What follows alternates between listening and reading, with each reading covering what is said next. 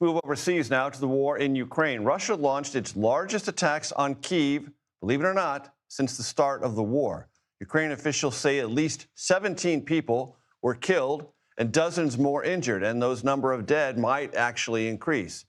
Ukrainian President Vladimir Zelensky responded to the attack by asking Washington for more Patriot missile batteries. The Kremlin said it will continue to, quote, increase the pressure. What does all this mean? Well, we're going to turn to CBS News national security analyst Aaron MacLean, who joins me now. Aaron is also the host of the most excellent School of War podcast. So, what does it all mean?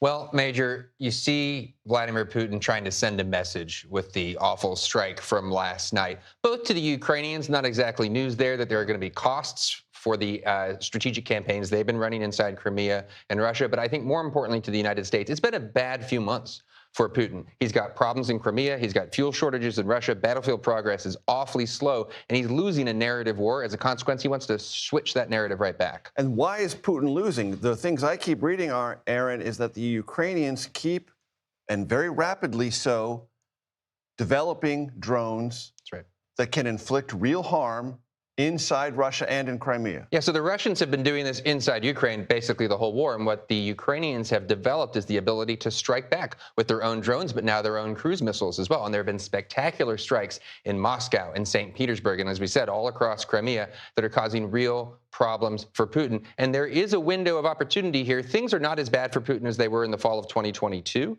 but he is in a tough spot compared to the last couple of years. Some pressure here, the kind of stuff like Zelensky is asking for, licenses to build Patriot missiles inside of Ukraine, which is an acute need that they have for better air defense. Anything that can be done to apply pressure to Putin and to Moscow could potentially move the needle here. And the long-running calculation for Putin is that the West will grow fatigued by this, and ultimately Ukraine will crack.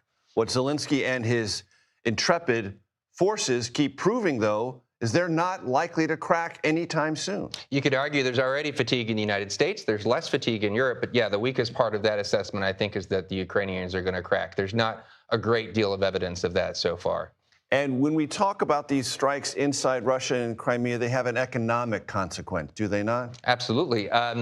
In Russia itself right now, what they have is problems at the pump. Not only are prices up, but there are actual shortages. And what Putin has been able to successfully do for most of this war is insulate a good deal of the Russian population, especially elites in places like Moscow, from what are really the tremendous costs of the war. But as casualty numbers tick up and as economic costs come home to roost, his political situation gets tougher. Again, I'm not trying to suggest that he's on the ropes or Russia's about to lose. I think that would wildly overstate the case. But compared to the narrative and the reality of the last couple of years, it's a tough period for him. Sometimes meetings matter. There's a big NATO meeting in about a week.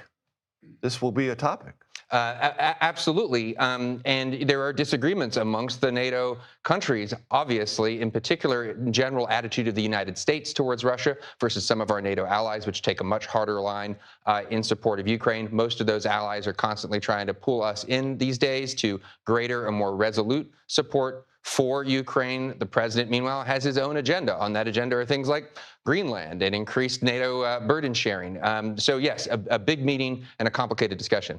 And very quickly, Aaron, what the Ukrainians need most now to defend themselves against these aerial assaults that come with some ferocity from Russia is? Well, it's the interceptors for ballistic missiles. So there's this weird juxtaposition in Ukraine where they're innovators on drone defense. We need to learn from them. We need to buy from them on drone defense. Ballistic missiles, there's not much they can do without our help. That's why he's asking to build our stuff there. Aaron MacLean, great stuff as always. I thank you.